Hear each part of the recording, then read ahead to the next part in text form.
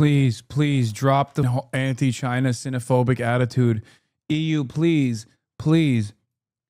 It's time to decouple from the United States of America. Let this backfire on my unholy nation state that is the spawn of Satan. Please, please. Europe, remember, bastion of liberal democracy, bastion of liberal democracy. Remember the sovereignty you once had. You ruled this planet with an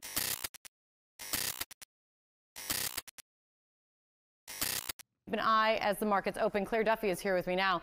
So this is what we're watching, Claire. Talk to me about what we're likely to see with markets today. They're going to be updating in 1 second, and also at the same time about Apple. Yeah, so futures were down as it looks like, you know, markets are starting to be in the red as you're seeing there. And this is a concern about the trade war sort of restarting here. Investors had kind of like a brief moment, right? Yeah, breathed a sigh of relief during this 90-day pause on most reciprocal tariffs. And now it appears that Trump is trying to exert some more pressure on the EU, threatening these 50% tariffs. You know, this 90-day pause was supposed to end in July, but he is now suggesting that this 50% tariff on the EU go into effect June 1st. That is soon. So I think that's part of what we're seeing here. And then, of course, there is Apple. I think we've got Apple stock down almost 3%. Now, Apple had tried to move some of its production away from China because of the China tariffs. It had moved most of the U.S. iPhones that were getting shipped to the U.S. to India, but Trump is not happy about that. He wants iPhones made in the United States, and that is why he's threatening this 25% tariff on Apple.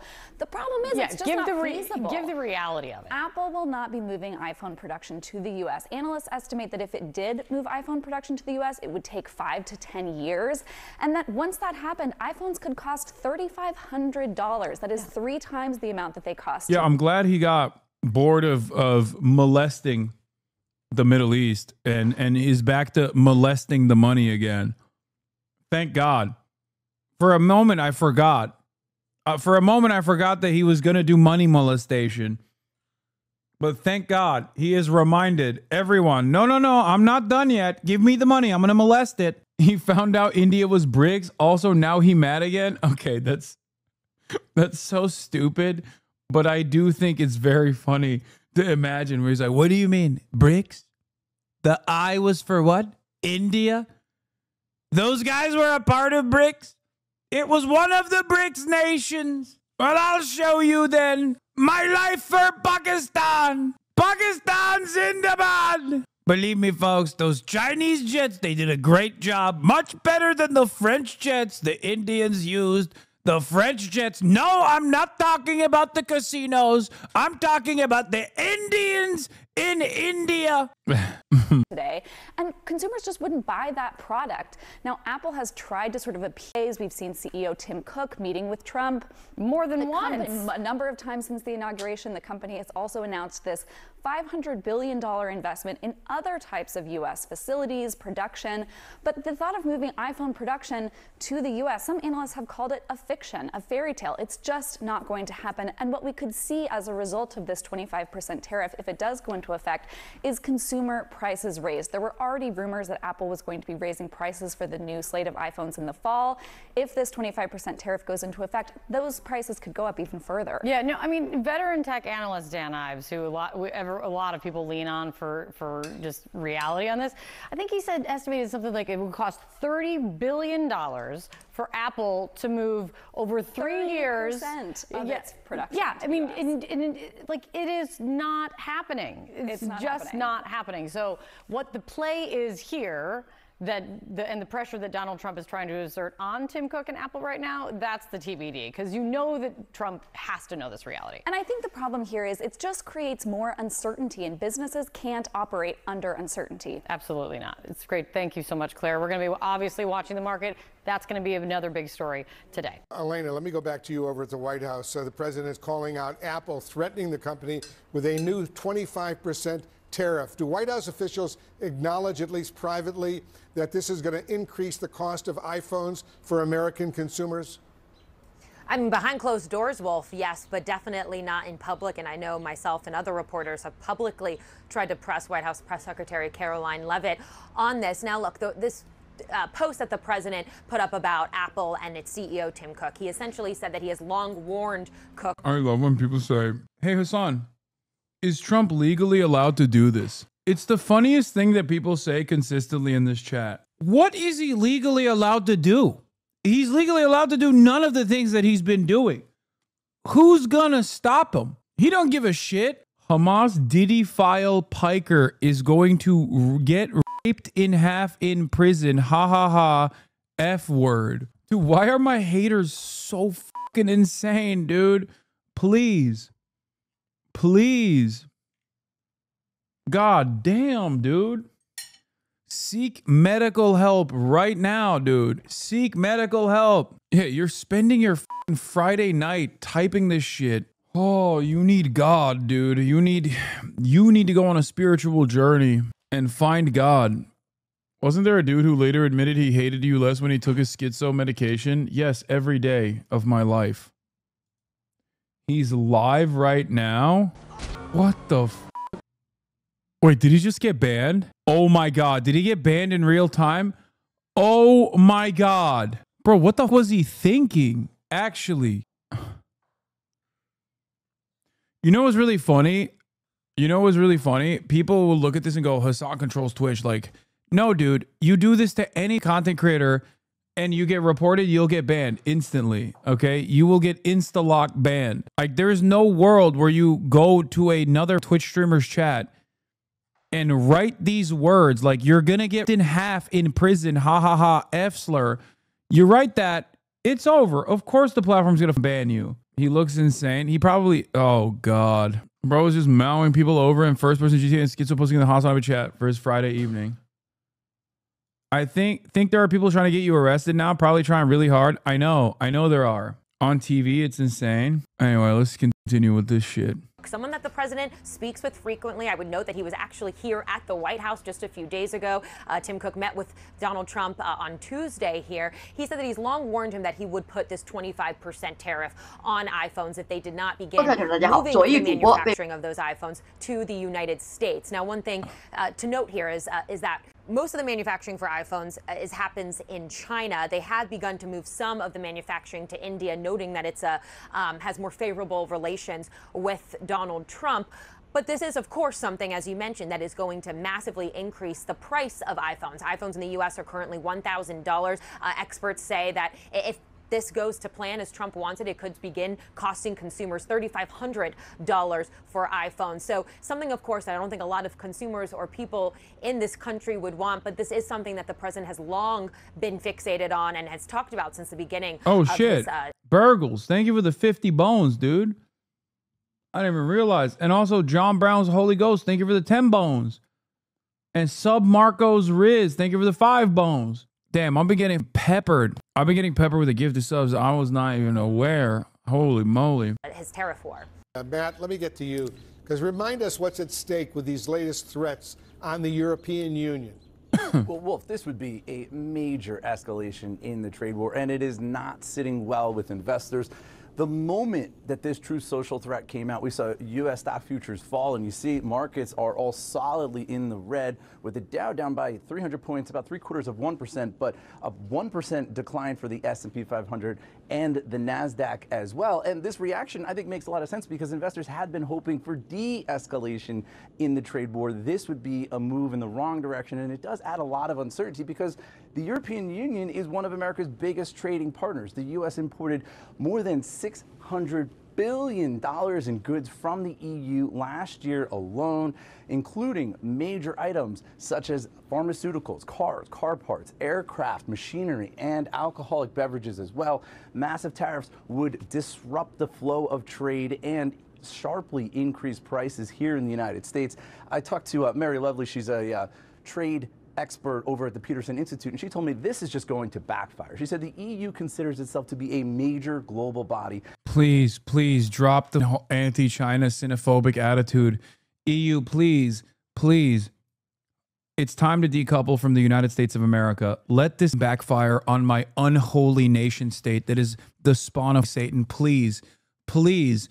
Europe, remember, bastion of liberal democracy, bastion of liberal democracy. Remember the sovereignty you once had. You ruled this planet with so many colonies. Please, Europe, please, I'm begging you, fucking Stop being a servile vassal state to the United States empire interests and start participating in the global marketplace in a meaningful fashion by aligning yourself with China and also creating a coalition of the willing and invade Israel to stop Israel's genocide. All of these things can happen. All of these things can happen. Also, a fantastic way to end the fucking unjustifiable occupation of Ukraine is once again by bringing China, Russia's largest trading partner, most significant partner, into the negotiation table. Donald Trump's not going to do it, but you can. Europe, you can do it. I believe in you. Macron, my Jupiterian king, you are a legend. You are just like Charles de Gaulle. You want sovereignty. You want an end to America's imperial interests. You no longer serve as a vassal state. Please, enough. Enough is enough. We have done too much. We have done far too much evil on this planet. Be the Charlemagne of old. Yes. Yes. I stand with the People's Liberation Army of Europe. Okay? Fuck. That's how desperate I am, bro. When you start hearing me glaze Macron of all people, that's how you know. That's how you know shit is fucked up. Did you ever imagine a day when China is defending the international order and making high-end phones while the U.S. is destroying the capital's order? I mean, yeah, it was inevitable. Can't the right wing took over my country? We literally elected a prime minister that had to call for early elections after having a console company that he owned and paid rent to his house. Europe is doing the exact opposite of what you want. They're a doormat. G7 members agree to counter China's global trade practices. They are giving everything to the American dog, okay, that sits atop the throne. They are giving everything to him. They just say, please, sir, what else would you want, sir? They despise him. They think he's a gross, fat little piece of shit who runs around like a fucking monster, who runs around like kings of the old, okay? And yet, there is nothing that the Eurocucks will do. President Trump claims that autism is not naturally occurring, but rather caused by external factors such as vaccines, chemicals, and other environmental influences, per The Hill. Oh, they buried the entire Nord Stream event. They don't give a fuck. I don't think you understand the distrust and distaste we have for China in Europe is not just serving USA. No, I know. That's why I said, drop this xenophobic notion. Yes, guys, it's the same reason why Israel is a more valuable colonial entity than Saudi Arabia ever will be to the grand designs of Europe. Not to get all fucking Ibram Kendi up in this bitch, but ultimately, people at their core trust people that look like them and sound like them, and there are their neighbors. It's white supremacy. Okay? That's what it is.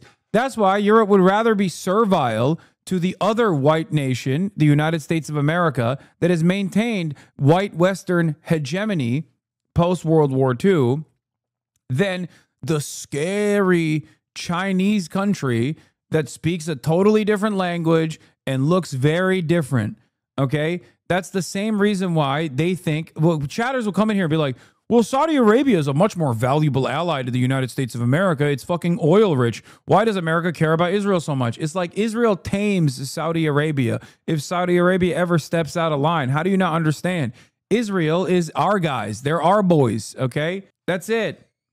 That's it. Israel is comprised of people that look like us. That is the calculation at its root. Just like I think European leaders will never cozy up to China out of the same fucking unjustifiable fears that, you know, China is somehow scary and different and don't look like us. What is this weird? Oh, wow. The military parade is also on Trump's birthday. What a coincidence. He'll have to change it so it doesn't look like a weird fascist celebration of him. I mean, I like it. I guess what we can't understand is why we can't have the same gross arrangement for the Kingdom of Saudi Arabia. What do you mean? We can't have the same arrangement with the Kingdom of Saudi Arabia because they're fucking brown, dude. Not only are they brown, but their people also care about Palestinians, for example. And also, there has been a time when Saudi Arabia did actually offer smoke to U.S. empire and imperial interests in the region. So obviously, Saudi Arabia and all of these other Gulf nations are too unstable because there is a capacity for the people to revolt. Also, Saudi Arabia did 9/11, so I don't know why America would be on board with that, maybe. China has negotiated an update free trade deal with a 10-nation Asian bloc, strengthening Beijing's standing in the region amid ongoing trade tensions with the United States.